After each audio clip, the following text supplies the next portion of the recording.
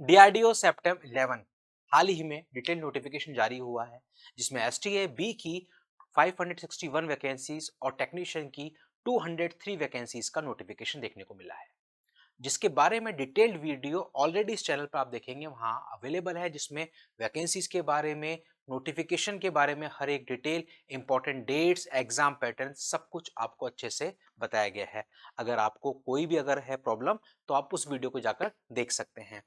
अब यहाँ पर ऑफिशियल सिलेबस भी रिलीज कर दिया गया है डीआरडीओ की तरफ से, डीआरडीओ सेप्टेम 11 की एसटीए बी और टेक्नीशियन पोस्ट के लिए।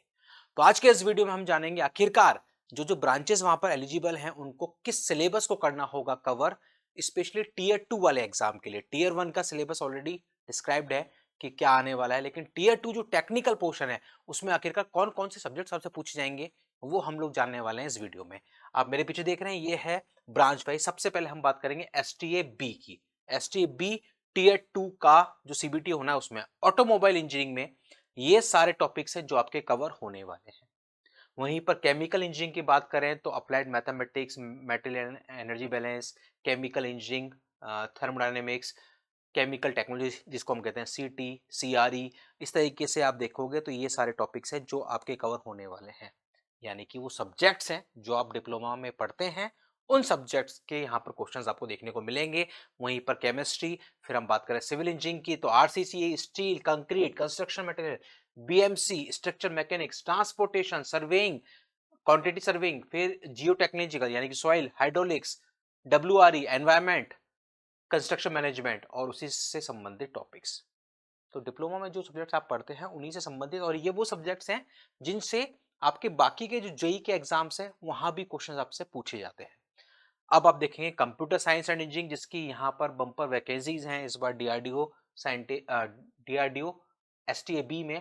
तो यहाँ पर आप देखेंगे fundamentals of computer IT, introduction to C programming and Python, data structure and algorithms, database management system यानी DBMS, SQL queries, operating system, software engineering, computer system organization, computer networks, web technology, object oriented programming OOPs, digital electronics, switching theory, logical devices and relevant topic from subject. इन subject से संबंधित topics आपसे पूछे जाएंगे computer science and engineering में। Computer science के आप जो बाकी एग्जाम्स लेते हैं, यानी कि अगर आप इस एग्जाम की तैयारी कर रहे हैं तो कंप्यूटर साइंस से संबंधित जो बाकी कोई एग्जाम्स होते हैं, चाहे वो पीएसयूज के एग्जाम हो या किसी और गवर्नमेंट का एग्जाम हो, वहां पर भी आपसे यही टॉपिक्स पूछे जाते हैं। यानी कि अगर आप डीआरडीओ की तैयारी करने वाले हैं तो इस तैयारी का बेनिफिट आपको बाकी के एग्जाम्स में भी डेफिनेटली मिलेगा। वहीं पर आप देखेंगे इलेक्ट्रिकल एंड इलेक्ट्रॉनिक्स इंजीनियरिंग में ये सारे टॉपिक्स आपके कवर होने वाले हैं। इलेक्ट्रिकल इंजीनियरिंग में अगर हम बात करें तो इलेक्ट्रिकल एंड इलेक्ट्रॉनिक्स मटेरियल जिसको हम मेटल साइंस भी बोलते हैं, इलेक्ट्रिसिटी एंड मैग्नेटिज्म नेटवर्क का पार्ट है, electrical engineering drawing, estimation and costing, electric circuit analysis, machines, power system, instrumentation control, electronics and micro processor और साथ में बाकी के टॉपिक्स। तो ये पूरा सिलेबस है जो आपसे इलेक्ट्रिकल में पूछे जाने वाला है। यानी कि यहाँ पर कंट्रोल सिस्टम, डिजिटल, ये सारे सब्जेक्ट्स आपके नहीं हैं। बाकी के जो कोर सब्जेक्ट होते हैं वो यहाँ पर आपके दिए गए हैं। फिर बात करते हैं इलेक्ट्रॉनिक्स इंजीनियरिंग की जिसकी भी यहाँ पर इस बार वैकेंसीज अच्छी खासी हैं। Applied mathematics, electronic components and devices, RF and microwave engineering, digital electronics, ADC, microprocessor, उसी के साथ में इंस्ट्रूमेंटेशन मेजरमेंट, फिर वहीं पर C programming, wireless and mobile communication system, control system, optical fibre satellite communication, analogue and digital communication, microcontrollers and embedded system and relevant topic. यानी कि electronics की जब आप बात करोगे तो कम्युनिकेशन का सारा पार्ट यहाँ पर पूछा गया है। जनरली कुछ एग्जाम्स होते हैं जहां पर कम्युनिकेशन का एक पर्टिकुलर पार्ट पूछता है, लेकिन यहाँ पर आपसे सारा का सारा कम्युनिकेशन यहाँ पूछा गया है। उसके अलावा जो इलेक्ट्रॉनिक्स के बाकी सब्जेक्ट्स होते हैं वो सारे सब्जेक्ट्स भी यहाँ पर आपके डाले गए हैं। वहीं पर फिर देखेंगे जियोलॉजी, इंस्ट्रूमेंटेशन इंजीनियरिंग में ये सारे topics, instrumentation and electronics, library science, mathematics, mechanical engineering जिसकी भी यहाँ पर इस बार भी, पिछली बार भी अच्छी खासी वैकेंसीज थी, इस बार भी वैकेंसीज हैं। टोटल 127 वैकेंसीज है मैकेनिकल इंजीनियरिंग में। तो यहाँ पर देखोगे applied mathematics, engineering drawing, CAD CAM और सॉलिड मैकेनिक्स यानी कि सोम जिसको हम कहते हैं, machine design, fluid mechanics, hydraulic machines है, थर्मल एंड हीट ट्रांसफर है, आरएसी है, आईसी इंजन है, इंजीनियरिंग मटेरियल्स है, प्रोडक्शन है, इंडस्ट्रियल है। ये वो सारे टॉपिक्स यानी कि आप जो बाकी के जेईई के एग्जाम देते हैं, आने वाले टाइम पे आप जो भी जेईई के एग्जाम देने वाले हैं, उन सब जेईई के एग्जाम्स में भी ये टॉपिक्स आपसे पूछे जाएंगे। तो यानी कि डीआरडीओ के लिए अगर आप तैयारी की शुरुआत कर रहे हैं तो उसका बेनिफिट आपको आने वाले एग्जाम्स की तैयारी के लिए भी डेफिनेटली मिलेगा। तो ये सोचकर आप जरूर अपनी तैयारी शुरू करें। इसके बाद मेटलर्जिकल, फिजिक्स और साइकोलॉजी, तो ये वो सारी ब्रांचेस हैं जिनमें एसटीबी की वैकेंसीज हैं और ये पूरा सिलेबस दे रखा है। वहीं पर वो स्टूडेंट जो कि टेक्नीशियन ए ग्रेड के हैं उनके लिए ये सारा सिलेबस है जो कि आईटीआई बेस्ड है। तो ये है पूरा ऑफिशियल सिलेबस जो कि डीआरडीओ सेप्टेम 11 की तरफ से जारी हुआ है for the post of एसटीएबी।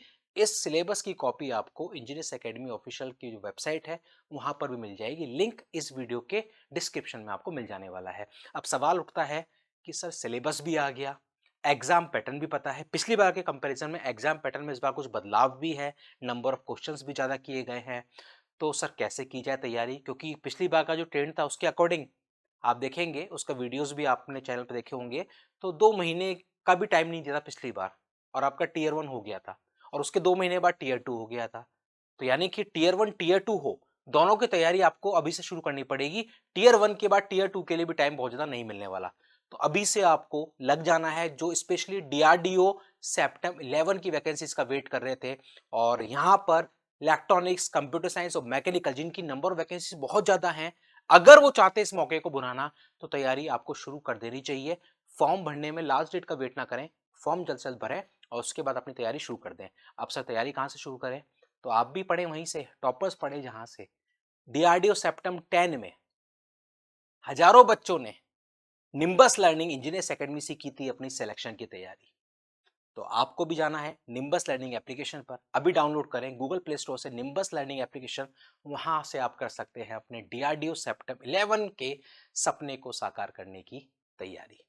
Engineers academy nimbus learning एक वो नाम जिसने पिछले 14 सालों में ना सिर्फ अलग अलग जो ए के जेई के एग्जाम्स हैं उन सभी एग्जाम्स में ना सिर्फ दिए सिलेक्शंस, साथ में दिए 100 से ज्यादा ऑल इंडिया रैंक 1, 100 से ज्यादा all India rank 1 different AJE exams में देने वाला एकमात्र संस्थान है इंजीनियर्स एकेडमी निम्बस लर्निंग।